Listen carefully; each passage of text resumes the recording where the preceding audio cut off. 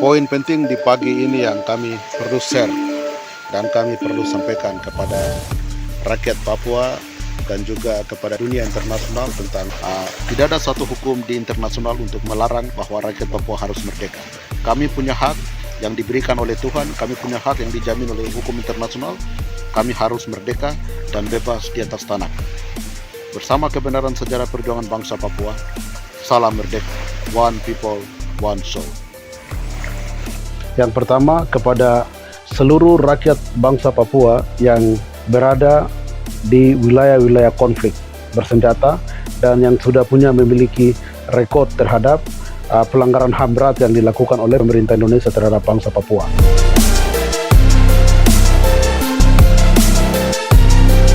OPM sebut militer Indonesia lakukan pendudukan dan invasi ke Papua. Jeffrey Bomana desak Joe Biden turun tangan. Organisasi Papua Merdeka atau OPM meminta bantuan kepada sejumlah pihak, diantaranya Presiden Amerika Joe Biden, Perdana Menteri Israel Benjamin Netanyahu sampai Vanuatu. Permintaan bantuan oleh OPM itu dituangkan dalam surat terbuka yang beredar di media sosial pada Minggu 21 Mei 2023. Surat itu ditujukan kepada Joe Biden dengan mengatasnamakan pimpinan OPM Jeffrey Nomana. Jeffrey Bonama mendesak Joe Biden untuk turun tangan menyelesaikan dan memberikan pembelaan kepada OPM. OPM pimpinan Jeffrey Bomana menyerukan peran proaktif Presiden Joe Biden dalam mengakhiri pendudukan militer Indonesia yang menggelar hukum dan aneksasi Papua Barat dan kegagalan kebijakan luar negeri Amerika berikutnya dalam melindungi 6 dekade kejahatan terhadap kemanusiaan. Tulis postingan tersebut dikutip pojok1.id. Dalam surat tersebut, OPM menyebut Indonesia telah melakukan invasi ke Papua. Tanah leluhur kami ini, dulu kami menyebutnya surga kami sendiri sebelum invasi dan pendudukan militer Indonesia. Tulis surat tersebut dikutip pojok1.id.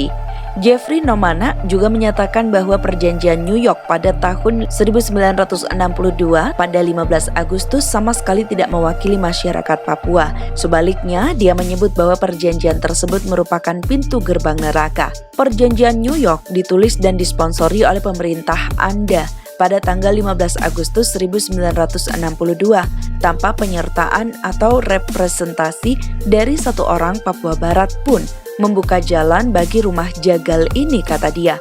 Orang-orangku menyebut perjanjian ini pintu gerbang neraka, sambung dia. Selain melakukan pendudukan, dia juga menyebut Indonesia telah melakukan eksploitasi ekonomi dan berbagai kejahatan lainnya. 6 dekade pengkhianatan dan pengabaian yang tidak berperasaan, orang-orang saya diperbudak, dipenjara, diserang, disiksa, diperkosa, dibunuh, dibantai, diracuni, dimiskinkan, kelaparan, dan dipindahkan secara paksa. Desa dibom, katanya.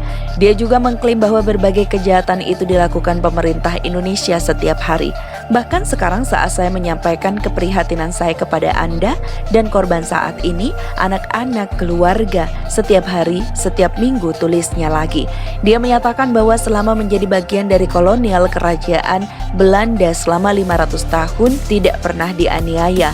Di bawah kerajaan kolonial Indonesia sebagai penyerbu tidak sah dan penjajah militer, kita telah hidup di rumah jagal dengan ratusan ribu korban laki-laki, perempuan, dan anak-anak, klaim Jeffrey Nomana. Jeffrey Nomana juga mengklaim memiliki bukti-bukti kejahatan pemerintah Indonesia yang ia maksud. Dia juga menuding pasukan keamanan Indonesia telah melakukan pembunuhan sadis dengan cara-cara yang tidak manusiawi. Pemotongan merupakan salah satu spesialisasi pasukan pertahanan dan keamanan Indonesia untuk menanamkan teror dan ketakutan pada penduduk desa, tuding dia. Praktek ini telah digunakan sejak awal pendudukan militer Indonesia dan masih digunakan, sambung Jeffrey Nomana. Saya heran bahwa setiap orang yang mengaku menyembah keyakinan agama apapun seperti yang diklaim oleh orang Indonesia dapat menggunakan kebiadaban seperti itu terus-menerus, kata dia.